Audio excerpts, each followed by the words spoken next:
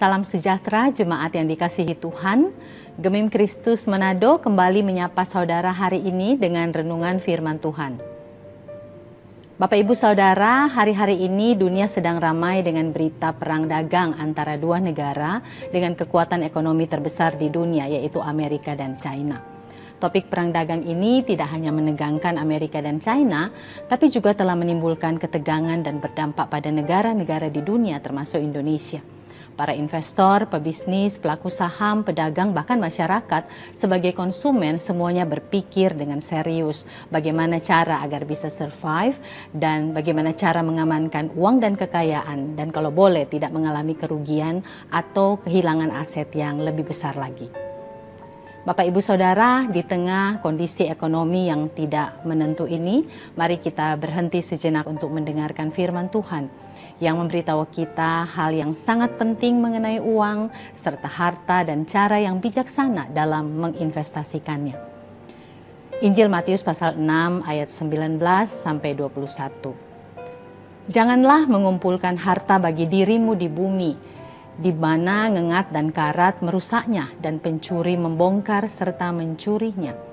Namun kumpulkanlah bagimu harta di surga yang tidak dirusak oleh ngengat dan karat dan pencuri tidak membongkar serta mencurinya. Sebab di mana hartamu berada, di situ juga hatimu berada. Bapak Ibu Saudara, harta adalah sesuatu yang bernilai. Harta meliputi apapun yang sangat dihargai seseorang. Harta dapat berupa uang dan benda-benda yang berharga. Bila kita mengembangkan pengertian yang lebih jauh lagi, maka harta juga dapat mencakup waktu, kemudian relasi, reputasi, bahkan capaian atau prestasi-prestasi kita. Saudara, oleh karena begitu berharganya sesuatu yang dinamakan harta, maka orang-orang tidak akan sembarangan dalam menyimpan atau memperlakukan hartanya, melainkan akan menyimpannya di tempat yang aman. Sebagai contoh, orang-orang tidak menginvestasikan kekayaan mereka kepada perusahaan yang akan dikhawatirkan segera bangkrut, tetapi mereka menaruhnya pada saham yang mereka yakini akan naik nilainya dan memberi mereka keuntungan yang melimpah. Orang akan menyimpan harta mereka pada hal-hal yang akan bertahan lama dan nilainya akan meningkat. Bapak Ibu Saudara, perikop yang baru saja kita baca berisi sebuah dorongan Tuhan Yesus kepada para pengikutnya untuk menginvestasikan harta kekayaan dengan bijak agar nilainya tidak hilang. Dan Yesus memberitahu mereka bahwa hati mereka akan mengikuti di mana harta mereka berada. Di ayat 19 Tuhan Yesus berkata, janganlah mengumpulkan harta bagi dirimu di bumi, di mana ngengat dan karat merusaknya dan pencuri membongkar serta mencurinya. Alasan Tuhan memperingatkan para murid terhadap hal ini adalah karena bumi adalah tempat di mana ngengat dan karat akan menghancurkan nilai harta kita. Bumi adalah tempat pencuri masuk dan mencuri harapan yang kita miliki untuk harta kita. Pakaian duniawi kita akan dimakan ngengat, uang, emas, dan perak yang kita simpan dapat diambil oleh pencuri, dan mereka bisa datang ke rumah kita membongkar dan mencurinya, baik dengan cara juga bisa dengan cara menipu ataupun dirampas. Bapak Ibu Saudara, dunia fana ini dan semua kerajaannya pada satu hari akan berakhir, dan ketika hal itu terjadi, semua harta dan kemegahannya akan hilang selamanya. Karena itu Tuhan Yesus berkata, jangan mengumpulkan harta di bumi. Saudara, tatkala Tuhan Yesus berkata jangan mengumpulkan harta di bumi, hal itu tidak berarti bahwa kita tidak boleh membeli handphone atau komputer, kita tidak boleh membeli hadiah untuk seseorang, kita tidak boleh membeli lebih dari satu baju atau celana jeans, kita tidak boleh menabung atau menginvestasikan uang untuk pensiun. Kita tidak boleh membeli kendaraan ataupun kita tidak boleh memiliki rumah. Tetapi yang Tuhan Yesus maksudkan adalah berhentilah berfokus pada mengumpulkan uang dan harta bagi dirimu sendiri.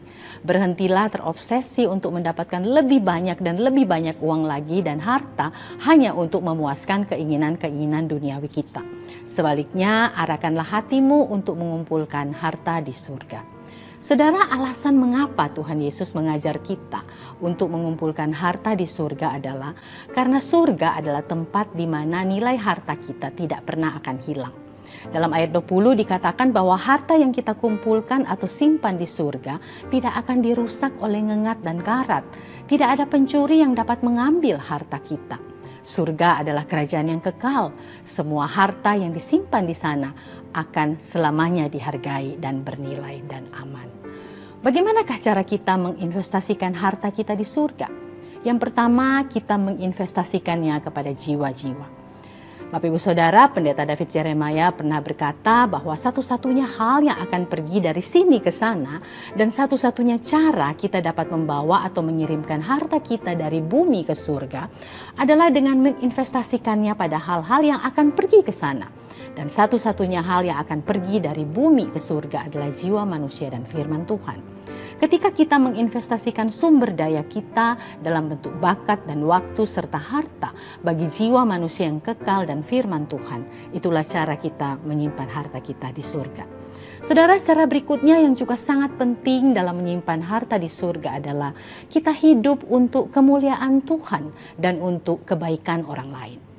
Ketika kita setia menanggung hinaan dan penganiayaan karena nama Tuhan, ketika kita mengasihi musuh kita, memaafkan dan mengampuni mereka, ketika kita memberitakan firman Tuhan dan berdoa bagi orang lain, maka kita sedang menyimpan harta kita di surga.